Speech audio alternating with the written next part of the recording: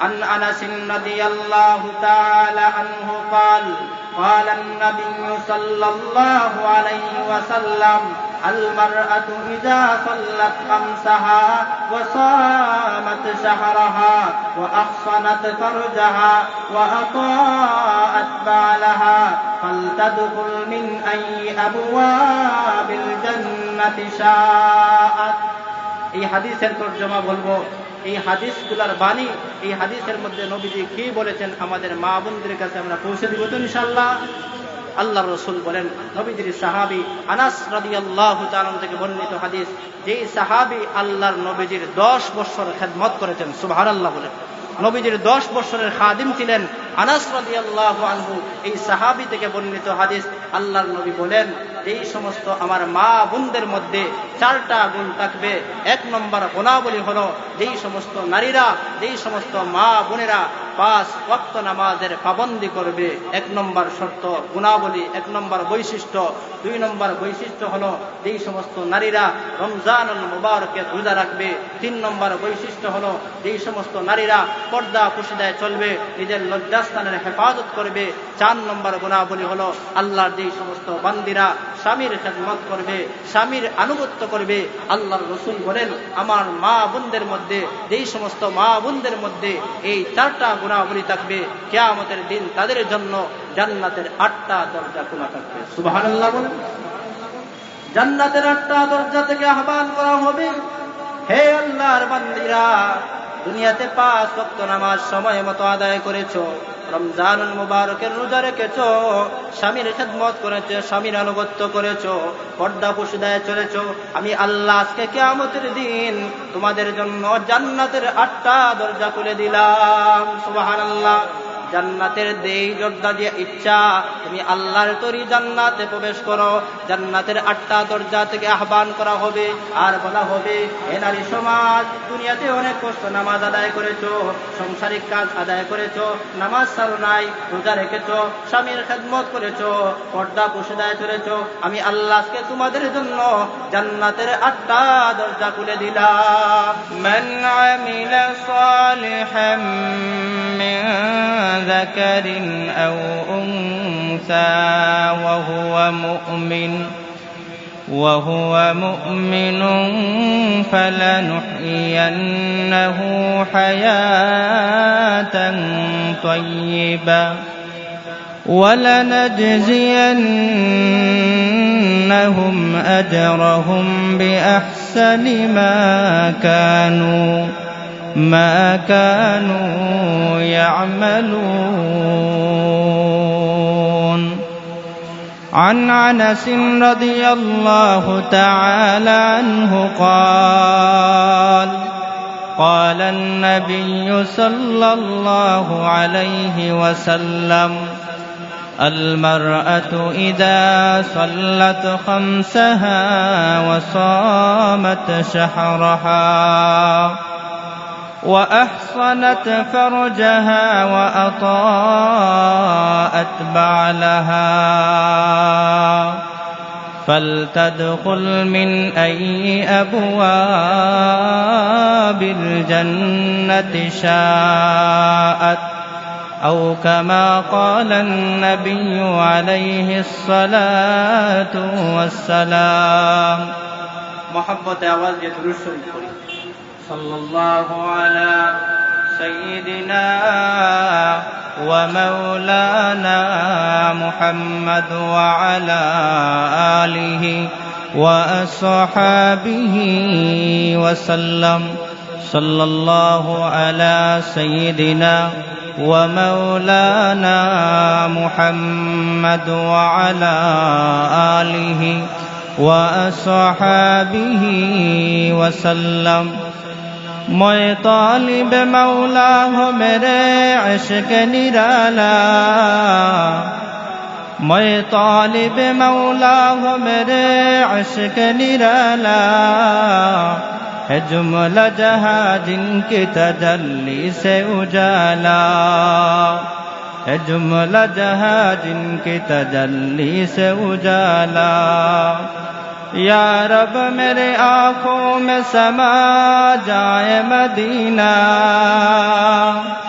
या रब मेरे आँखों में समा जाए मदीना, मुद्दत से मेरे दिल में तमन्ना है मदीना, मुद्दत से मेरे दिल में तमन्ना है मदीना।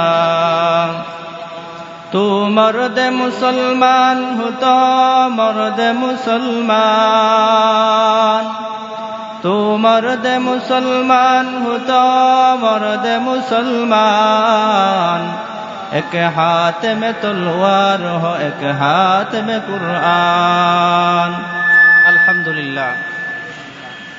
ঐতিহ্যবাহী দ্বীনি বিদ্যাপীঠ মদিনাতুল উলুম হিফজুল কোরআন একাডেমি পূর্ব পাঠানটুলা লাবলি রোড সিলেটের উদ্যোগে বার্ষিক ইসলামী মহাসম্মেলনের চলমান অধিবেশনে উপস্থিত সম্মানিত শ্রদ্ধেয় সভাপতি, আমার সামনে উপবিষ্ট মুরব্বিয়ান নিজাম দিন দরদি মুসলমান ভাইয়েরা, পর্দার অন্তরালে অবস্থানরত আমার শ্রদ্ধেয় মা বোনেরা, শুরুতেই আল্লাহ পাক রব্বুল আলামিনের দরবারে কালিমাতুশ শুকর আদায় করি, যেই মহান আল্লাহ পাক রব্বুল আলামিন আমাদেরকে এরকম একটা দ্বীনি মাহফিলে, কোরআনের মাহফিলে আসার বসার তৌফিক দান করেছেন। এজন্য আমরা আসতে পেরে বসতে পেরে খুশি আছি তো সবাই ইনশাআল্লাহ। যদি খুশি হয়ে থাকি, খুশি আওয়াজে দিল দিয়ে প্রাণ ভরে মন খুলে আওয়াজ দিয়ে কালিমাতুশ শুকর আদায় করি। জোরে বলি আলহামদুলিল্লাহ, আর একটু জোরে বলি আলহামদুলিল্লাহ। আল্লাহ পাকের নিয়ামত আদায় করলে লাভ আছে কিনা? অবশ্যই আছে।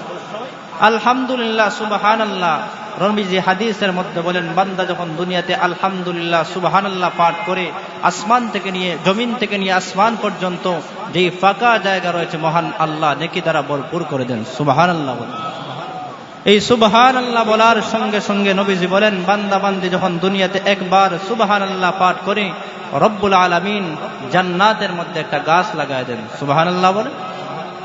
এজন্য এই সমস্ত তাসবির উপর আমরা সদা সর্বদা আমল করব। তো ইয়ার আছি তো ইনশাআল্লাহ। নবীজি বলেন, যেই সমস্ত বান্দা বান্দির জবান জিকির দ্বারা তরতাজা থাকবে, জবানের মধ্যে জিকির থাকবে, কিয়ামতের দিন তারা হাসতে হাসতে জান্নাতে প্রবেশ করবে। সুবহানাল্লাহ। সময় অত্যন্ত সংক্ষিপ্ত, এজন্য আমি আপনাদের সামনে পবিত্র কোরআনুল কারীমের সূরাতুন নাহলের ৯৭ নম্বর আয়াতে কারিমা তিলাওয়াত করেছি। এই আয়াতকে সামনে রেখে অল্প কিছু সময় আলোচনা করব। তার আগে আপনাদেরকে জিজ্ঞাসা করতে চাই, বর্তমান যেই মাস আমাদের মধ্যে উপস্থিত সেই মাসের নাম কি? শাবান মাস। জোরে বলেন আওয়াজ দিয়ে, শাবান মাস। যেই শাবান মাস এত গুরুত্বপূর্ণ একটি মাস, আল্লাহর নবীজি রজব মাস ঢুকার সঙ্গে সঙ্গে শাবানের ১ মাস আগ থেকেই নবীজি এই দোয়া করতেন এবং উম্মতকেও শিক্ষা দিয়েছেন। সাহাবায়ে কেরামকে এই দোয়ার কথা বলেছেন, উম্মতকেও দোয়ার কথা বলেছেন। সেই দোয়াটি কি? আল্লাহুম্মা বারিক লানা ফি রজব ওয়া শাবান ওয়া বাল্লিগনা রমাদান। কত গুরুত্বপূর্ণ মাস। আল্লাহ রাসূল সাল্লাল্লাহু আলাইহি সাল্লাম আম্মাজান আয়েশা সিদ্দিকা রাদিয়াল্লাহু আনহা থেকে বর্ণিত হাদিস, যে নবীজি রমজান মাসের পরে যেই মাসে সবচেয়ে বেশি রোজা রাখতেন সেই মাস হলো শাবান মাস। সুবহানাল্লাহ বলেন। এমনকি আল্লাহ রাসূল সাল্লাল্লাহু আলাইহি সাল্লাম এই শাবান মাসে কোন বর্ণনায় পাওয়া যায় নবীজি এই পুরা শাবান মাস আল্লাহর নবীজি রোজা রেখেছেন। সুবহানাল্লাহ বলেন। আবার কোন হাদিসে পাওয়া যায় নবীজি গোটা কয়েকদিন বাদা পুরা শাবান মাস আল্লাহর নবীজি রোজা রেখেছেন। সুবহানাল্লাহ বলেন। নবীজির একজন নাতি যার নাম হযরতে উসামা রাদিয়াল্লাহু আনহু, নবীজির পালক পুত্র ছিলেন, যার নাম ছিল হযরতে যায়েদ ইবনে হারিসা রাদিয়াল্লাহু আনহু। ওনার সন্তান হলেন উসামা, অর্থাৎ নবীজির পালক পুত্রের নাতি হযরতে উসামা রাদিয়াল্লাহু আনহু নবীজিকে জিজ্ঞাসা করেন, ইয়া রাসূলুল্লাহ, ইয়া হাবিবাল্লাহ, ওগো নবীজি, আপনি শাবান মাসে এত বেশি রোজা রাখার কারণ কি? কে প্রশ্ন করছেন? হযরতে উসামা রাদিয়াল্লাহু আনহু। নবীজি উসামাকে এত বেশি মহব্বত করতেন, এত বেশি ভালোবাসতেন, সাহাবায়ে কেরাম যেই প্রশ্ন নবীজিকে জিজ্ঞাসা করতে পারতেন না সেই প্রশ্ন উসামা রাদিয়াল্লাহু আনহু জিজ্ঞাসা করতেন। সুবহানাল্লাহ বলেন। হযরতে উসামা ইবনে যায়েদ রাদিয়াল্লাহু আনহু আল্লাহর পয়গম্বর বিশ্ব নবী রাহমাতুল লিল আলামিনকে লক্ষ্য করে বলেন, ওগো নবীজি, আপনি শাবান মাসে এত বেশি রোজা রাখার কারণ কি? আল্লাহর পয়গম্বর বিশ্ব নবী রাহমাতুল লিল আলামিন উসামা ইবনে জায়েদকে লক্ষ্য করে বলেন, হে উসামা ইবনে জায়েদ, ও আমার সাহাবীরা, আমি শাবান মাসে বেশি রোজা রাখার দুইটা কারণ। কয়টা কারণ? দুইটা। আওয়াজ দিয়ে বলেন কয়টা? দুইটা। এক নম্বর কারণ হলো এই শাবান মাস রজব মাসের পরবর্তী মাস। যেই রজব মাস হলো আল্লাহ পাক কোরআনে 4টা মাসকে সম্মানিত বলেছেন। এই রজব মাস এর মধ্যে একটা সম্মানিত মাস। রজব মাসের পরবর্তী মাস হলো শাবান মাস। আর আরেকটি হলো শাবানের পরের মাস হলো রমজান মাস। রমজান মাস এবং রজবের মাঝামাঝি মাস হলো শাবান মাস। এজন্য এই শাবান মাসকে গুরুত্ব দিতে গিয়ে আমি নবীজি এই শাবান মাসে বেশি বেশি রোজা রাখি। সুবহানাল্লাহ। 2 নম্বর কারণ হলো এই শাবান মাসে বান্দা বান্দির বার্ষিক আমলের রিপোর্ট আল্লাহ রাব্বুল আলামিনের দরবারে আল্লাহর ফেরেশতারা পেশ করে থাকেন। সুবহানাল্লাহ। এই শাবান মাসে বান্দা বান্দি সারা বছরে বদ আমল কতটুকু করেছে, নেক আমল করেছে কতটুকু করেছে, আল্লাহর ফেরেশতারা রব্বুল আলামিনের কাছে রিপোর্ট পেশ করে। অন্যান্য হাদিসের মধ্যে উল্লেখ করা হয় বান্দা বান্দির আমলগুলা রব্বুল আলামিনের কাছে 3টা ধাপে পেশ করা হয়। কয়টা ধাপে? 3টা ধাপে।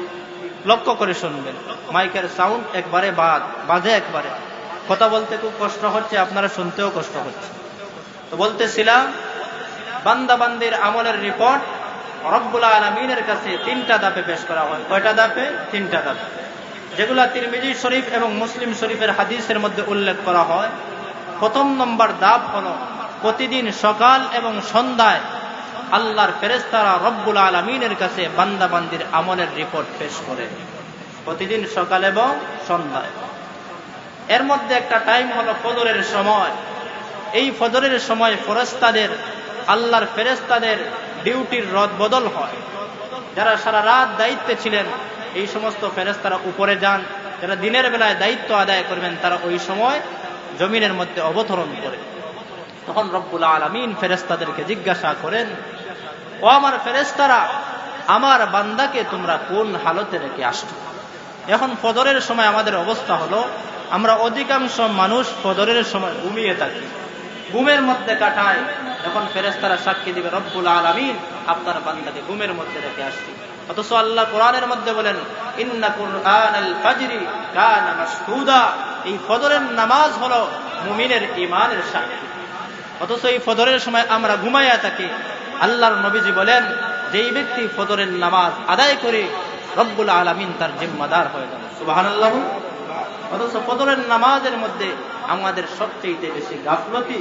আল্লাহর রাসূল আরেক হাদিসের মধ্যে বলেন, আল্লাহর কুরবান্দা যদি এশার নামাজ জামাতের সহিত আদায় করে আবার ফজরের নামাজটা জামাতের সহিত আদায় করে, রাসূল বলেন তাদের আমলনামায় সারা রাত নফল ইবাদতের সওয়াব লেখা হয়। সুবহানাল্লাহ।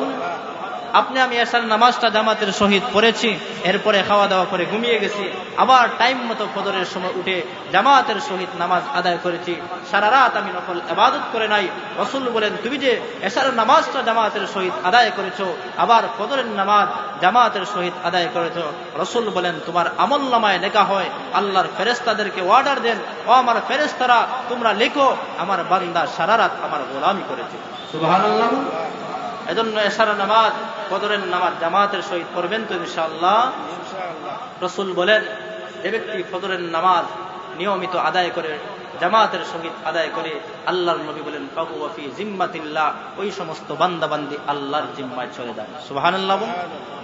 এই হাদিসের ব্যাখ্যায় উল্লেখ করা হয়, আল্লাহর বান্দা যদি ওই দিন দুনিয়া থেকে বিদায় হয়ে যায়, মহান আল্লাহ পাক রব্বুল আলামিন তার কবরের জিন্দেগির, আসরের জিন্দেগির, আখিরাতের জিম্মাদার মহান আল্লাহ হয়ে যান। সুবহানাল্লাহ। এই হাদিসের ব্যাখ্যায় আরেকটি কথা উল্লেখ করা হয়, যেই বান্দা বান্দে নিয়মিত পাবন্দির সহিত ফজরের নামাজ আদায় করে ওই বান্দা যখন দুনিয়া থেকে বিদায় হয়ে যায়, তার পরিবার পরিজন যারা রয়েছে এদের হেফাজতের জিম্মাদার আল্লাহ পাক হয়ে যান। সুবহানাল্লাহ। এজন্য এশার নামাজ আর ফজরের নামাজকে গুরুত্ব দিবেন। ফজরের নামাজ মুমিনের ঈমানের সাক্ষী। আল্লাহর নবী বলেন, ফজরের 2 রাকাত সুন্নতকে যদি এক পাল্লায় রাখা হয়, তামাম আসমান পৃথিবী যা কিছু আছে সব কিছুকে যদি এক পাল্লায় রাখা হয়, ফজরের 2 রাকাত সুন্নতের পাল্লা ভারী হয়ে যাবে। সুবহানাল্লাহ। সুন্নতের যদি এত পরিমাণ দাম হয়, ফরজের কি পরিমাণ দাম হয়? তো আল্লাহ রাসূল সাল্লাল্লাহু আলাইহি ওয়াসাল্লামকে উসামা ইবনে যায়েদ প্রশ্ন করেন, ওগো নবীজি, আপনি এই শাবান মাসে বেশি বেশি রোজা রাখার কারণ কি? নবীজি বলেন, হে উসামা ইবনে যায়েদ, এই মাসে বান্দা বান্দির বার্ষিক আমলের রিপোর্ট আল্লাহর দরবারে পেশ করা হয়। এজন্য আমি নবী চাই আমার আমলটা যেন আল্লাহর দরবারে রোজাদার অবস্থায় পেশ করা হয়। সুবহানাল্লাহ বলে। তাহলে বলতেছিলাম তিনটা ধাপে রব্বুল আলামিনের কাছে বান্দা বান্দির আমল পেশ করা হয়। একটা হলো ফজরের সময়, আরেকটা হলো সন্ধ্যার সময়। প্রতিদিন সকাল এবং সন্ধ্যায় আল্লাহ পাকের কাছে আল্লাহর ফেরেশতারা বান্দা বান্দির আমলের রিপোর্ট পেশ করে। আমার ভাইয়েরা, আল্লাহ পাক তো জানেন যে আমরা কি করতেছি, দেখতেছি, কিন্তু এরপরেও ফেরেশতাদেরকে কেন জিজ্ঞাসা করেন? জিজ্ঞাসা করার কারণ হলো আমাদেরকে যখন সৃষ্টি করা হবে, আদম জাতকে যখন সৃষ্টি করা হবে, রব্বুল আলামিনকে ফেরেশতারা বলে, এদেরকে সৃষ্টি করে আপনার কি লাভ হবে? দুনিয়া থেকে ফিতনা ফাসাদ করবে। আমরা ফেরেশতারা তো আপনার ইবাদত করতেছি। রব্বুল আলামিন তখন বলতেছিলেন, ও আমার ফেরেশতারা, আমি রব্বুল আলামিন যা জানি তোমরা তা জানো না। এজন্য আল্লাহর বান্দা যখন এইভাবে ইবাদত বন্দেগী করে, তখন ফেরেশতাদেরকে সাক্ষী রাখেন আর বলেন, ও আমার ফেরেশতারা, তোমরা না বলছিলে আমার বান্দাকে সৃষ্টি করে কি হবে? এই দেখো আমার বান্দা ফজরের নামাজে জামাতে হাজির হয়েছে, এত ঠান্ডা সবকিছু দূরে সরে দিয়ে আমার বান্দা ফজরের নামাজে হাজির হয়েছে আমার ডাকে সাড়া দিয়ে। ও ফেরেশতারা, তোমরা সাক্ষী থাকো, আমি আমার বান্দাকে মাফ করে দিলাম। সুবহানাল্লাহ। এই সমস্ত বান্দা বান্দীদেরকে আল্লাহ পাক রব্বুল আলামিন ফেরেশতাদের সঙ্গে এই সমস্ত বান্দা বান্দির ব্যাপারে আল্লাহ গর্ব করে ফেরেশতাদের সঙ্গে আলোচনা করেন। সুবহানাল্লাহ বলেন। দ্বিতীয় ধাপ হলো প্রতি সোমবার এবং বৃহস্পতিবার বান্দা বান্দির আমলের রিপোর্ট, সাপ্তাহিক আমলের রিপোর্ট আল্লাহর দরবারে পেশ করা হয়।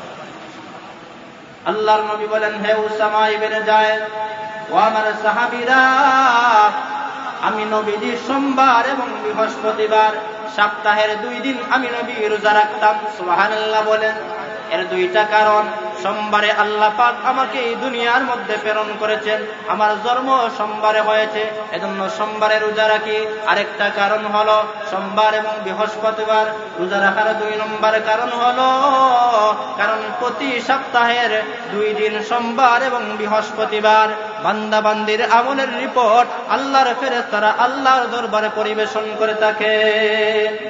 নবীজি বলেন, হে উসামা ইবনে যায়েদ, ও আমার সাহাবীরা, আমি নবী চাই আমার আমলটা যেন রব্বুল আলামিনের দরবারে রোজাদার হিসেবে পেশ করা হয়। সুবহানাল্লাহ।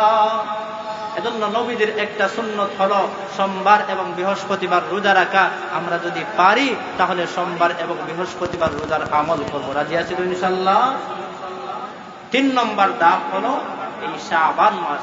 যারা ব্যবসায়ী আছেন এরা ভালো করে বুঝবেন, আমাদের দৈনিক একটা হিসাব হয়, আবার অনেকের সাপ্তাহিক একটা হিসাব রয়েছে, আবার অনেকের বাৎসরিক একটা হিসাব রয়েছে। 3 নম্বর ধাপ হলো প্রতি বছরের শাবান মাসে বান্দা বান্দির বার্ষিক আমলের রিপোর্ট আল্লাহর ফেরেশতারা আল্লাহর দরবারে পেশ করে থাকেন। নবীজি বলেন, হে উসামা ইবনে যায়েদ, ও আমার সাহাবীরা, আমি নবী চাই আমার আমলটা যেন রব্বুল আলামিনের কাছে রোজাদার অবস্থায় পেশ করা হয়। এজন্য আমি নবী শাবান মাসে বেশি রোজা রাখি। সুবহানাল্লাহ বলেন। এজন্য শাবান মাসে আমাদের সাধ্য মতো আমরা রোজা রাখার চেষ্টা করব, নফল রোজা বেশি বেশি রাখার চেষ্টা করব। যেহেতু সামনে রমজান মাস, রমজান মাসের প্রস্তুতি আমাদের হয়ে যাবে।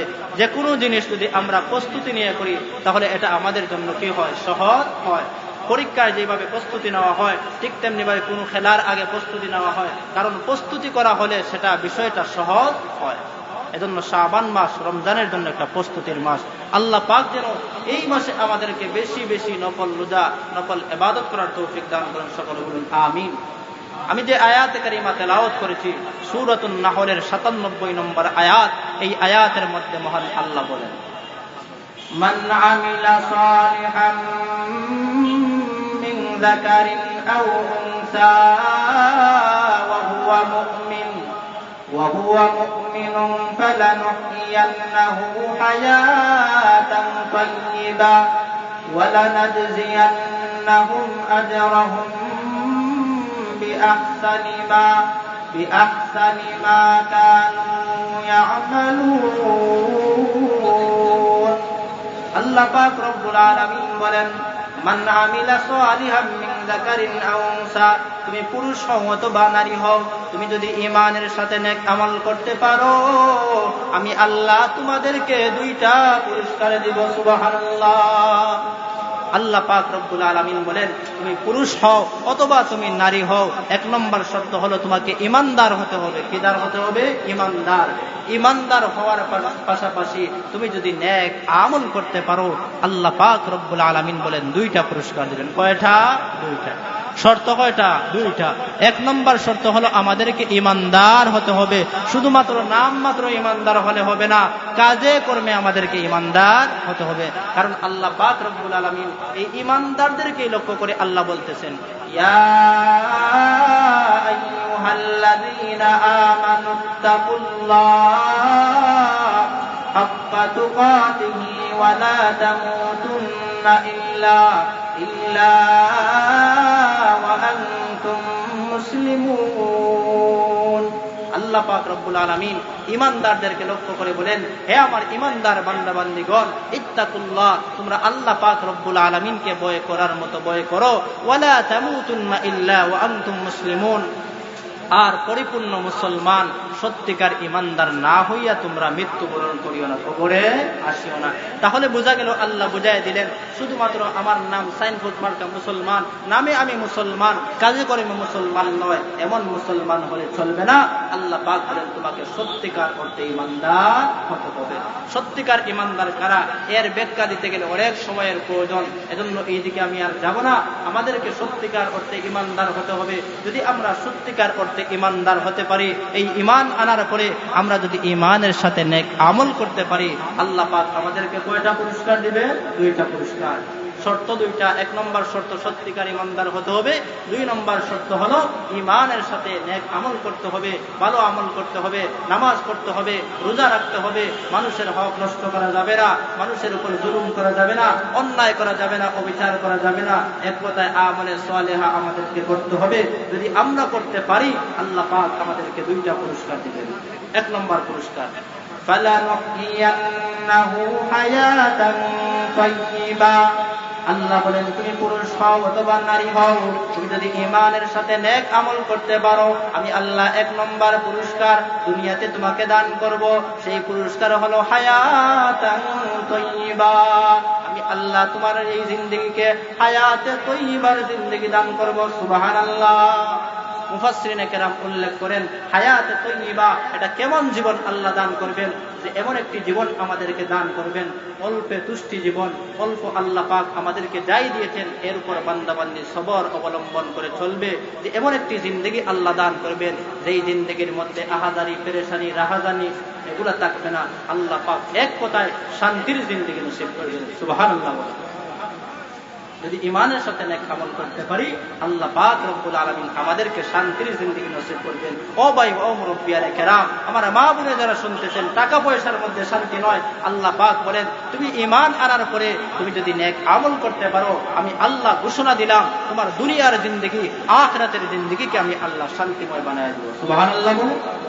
তাহলে টাকা পয়সার মধ্যে শান্তি নাই। যদি শান্তি থাকতো, কোটি কোটি টাকার মালিক রাত্রিবেলায় ভালোভাবে ঘুমাইতে পারে না, তার শান্তি নাই, শুধু বিভিন্ন পেরেশানি, বিভিন্ন টেনশন, বিভিন্ন অশান্তি। আল্লাহ পাক বলেন ও দুনিয়ার মানুষেরা শুনে রাখো, টাকা পয়সার মধ্যে শান্তি নয়, আমি আল্লাহ জানায়া দিলাম তুমি যদি ঈমানের সাথে নেক আমল করতে পারো আমি আল্লাহ তোমাকে 1 নম্বর পুরস্কার দিব, সেটা হলো তোমার দুনিয়ার জিন্দেগিকে আমি আল্লাহ শান্তিময় জীবন বানায় দেব। সুবহানাল্লাহ বলেন। আল্লাহ পাক যা দিবেন সেটার উপর বান্দাবান্দি সবর করবে, সেটার উপর বান্দাবান্দি ধৈর্য ধারণ করবে, কোনো ধরনের অশান্তি আর পেরেশানি থাকবে না। 2 নম্বর পুরস্কার আল্লাহ বলেন ওয়ালানাজজিআন্নাহুম আজরাহুম বিআহসানি মা কানু ইয়ামালুন। 2 নম্বর পুরস্কার হলো আল্লাহ পাক বলেন কিয়ামতের দিন আল্লাহ পাক তোমাকে এমন এক জান্নাতের মালিক আল্লাহ পাক বানায় দিবেন যেই জান্নাতে যাওয়ার পরে তোমার মন যা চায় তাই আল্লাহ পাক দান করবেন। সুবহানাল্লাহ বলেন। আল্লাহ পাক রাসূল করিম সাল্লাল্লাহু আলাইহি ওয়াসাল্লাম হাদিসের মধ্যে বলেন একজন সর্বনিম্ন ঈমানদারকে আল্লাহ পাক 10টা পৃথিবীর সমান একটা জান্নাত দান করবেন। সুবহানাল্লাহ। আর আপনি আমি যদি সত্যিকার অর্থে ঈমানদার হই আর ঈমানের পাশাপাশি যদি ভালো আমল করতে পারি, আল্লাহ পাক সূরা কাফের এক আয়াতের মধ্যে আল্লাহ নিজেই বলেন, ইন্নাল্লাযীনা আমানু ওয়া আমিলুস সালিহাত কানাত লাহুম জান্নাতুল ফিরদাউসি নুজুলা। আল্লাহ পাক রব্বুল আলামিন বলেন, নিশ্চয় যারা ঈমান এনেছে, ঈমানের পাশাপাশি যারা আমলে সালেহা করবে, ভালো আমল করবে, নামাজ আদায় করবে, রোজা রাখবে, যাকাত আদায় করবে, মানুষের হক নষ্ট করবে না, আমলে সালেহার মধ্যে থাকবে, আল্লাহ পাক বলেন কিয়ামতের দিন আমি আল্লাহ তাদেরকে জান্নাতুল ফিরদাউসের মেহমান বানায় দিব। সুবহানাল্লাহ। কোন জান্নাত? জান্নাতুল ফিরদাউস। আল্লাহ পাক রব্বুল আলামিন 8টা জান্নাত তৈয়ার করে রেখেছেন। এর মধ্যে সর্বোচ্চ জান্নাত হলো জান্নাতুল ফিরদাউস। এই জান্নাতুল ফিরদাউসের সোজা উপরে রব্বুল আলামিনের আরশে আযীম রয়েছে। সুবহানাল্লাহ বলে এমন জান্নাতের মালিক আল্লাহ বানায় দিবেন যদি আমরা ঈমানের সাথে নেক আমল করতে পারি। এজন্য আমরা ঈমানদার মুসলমান দাবি করি, কিন্তু অনেক মুসলমান আছে যারা শুধুমাত্র নামে ঈমানদার, কিন্তু নামাজের সঙ্গে কোনো খবর নাই। নামাজ পড়ে কি হবে, আমি তো ঈমানদার। আল্লাহ পাক বলেন না, তুমি যদি নামাজ না পড়ো তুমি ঈমানদার দাবি মুখ দিয়ে দাবি করতে পারো, কিন্তু আমি আল্লাহর কাছে তুমি ঈমানদার না। কারণ নবীজির একটা হাদিস, আন জাবির রাদিয়াল্লাহু তাআলা আনহু, বাইনাল আবদি ওয়া বাইনাল কুফরি তারকুস সালাহ। রাসূল করিম সাল্লাল্লাহু আলাইহি ওয়াসাল্লাম হাদিসের মধ্যে বলেন, বেঈমান কাফির আর মুসলমানদের মধ্যে পার্থক্য হলো নামাজ। এজন্য আমরা মুসলমান ঈমানদার, আল্লাহ পাক আমাদেরকে ঈমানদারের ঘরে মুসলমানের ঘরে জন্ম দিয়েছেন, এটা আমাদের বড়ই সৌভাগ্য। কারণ আল্লাহ পাকের কাছে কোনোদিন আমরা দোয়া করি নাই জন্মের আগে, ওগো রব্বুল আলামিন আমাকে একজন মুসলমানের ঘরে জন্ম দিন। আল্লাহ পাক নিজ দয়ায় নিজ অনুগ্রহে আল্লাহ পাক আমাদেরকে মুসলমানের ঘরে জন্ম দিয়েছেন। তো এই ঈমানদার হলাম আমরা। এখন ঈমানের পরে সবচেয়ে যে বড় কাজ সেটা হলো আমাদেরকে 5 ওয়াক্ত নামাজ পাবন্দির সহিত আদায় করা। আমরা নিজেরা নামাজ পড়া, আমাদের পরিবার পরিজনকে নামাজ পড়ানো, এটা আমাদের দায়িত্ব, ঠিক কিনা? আমি একটা হাদিস পড়েছিলাম, এই হাদিসটি আল্লাহ রাসূল সাল্লাল্লাহু আলাইহি ওয়াসাল্লাম হাদিসের মধ্যে বলেন, আন আনাস রাদিয়াল্লাহু তাআলা আনহু قال قال النبي صلى الله عليه وسلم المرأة إذا صلت خمسها وصامت شهرها وأحصنت فرجها وأطاعت بعلها فلتدخل من أي أبواب الجنة شاءت। এই হাদিসের তরজমা বলবো, এই হাদিসগুলোর বাণী, এই হাদিসের মধ্যে নবীজি কি বলেছেন আমাদের মা বোনদের কাছে আমরা পৌঁছে দিব তো ইনশাআল্লাহ। আল্লাহর রাসূল বলেন, নবীজির সাহাবী আনাস রাদিয়াল্লাহু তাআলা থেকে বর্ণিত হাদিস, যেই সাহাবী আল্লাহর নবীজির 10 বছর খেদমত করেছেন, সুবহানাল্লাহ বলেন, নবীজির 10 বছরের খাদিম ছিলেন আনাস রাদিয়াল্লাহু আনহু। এই সাহাবী থেকে বর্ণিত হাদিস, আল্লাহর নবী বলেন, এই সমস্ত আমার মা বোনদের মধ্যে 4টা গুণ থাকবে। 1 নম্বর গুণাবলী হলো, যেই সমস্ত নারীরা, যেই সমস্ত মা বোনেরা 5 ওয়াক্ত নামাজের পাবন্দি করবে, 1 নম্বর শর্ত গুণাবলী, 1 নম্বর বৈশিষ্ট্য। 2 নম্বর বৈশিষ্ট্য হলো, যেই সমস্ত নারীরা রমজানুল মুবারকের রোজা রাখবে।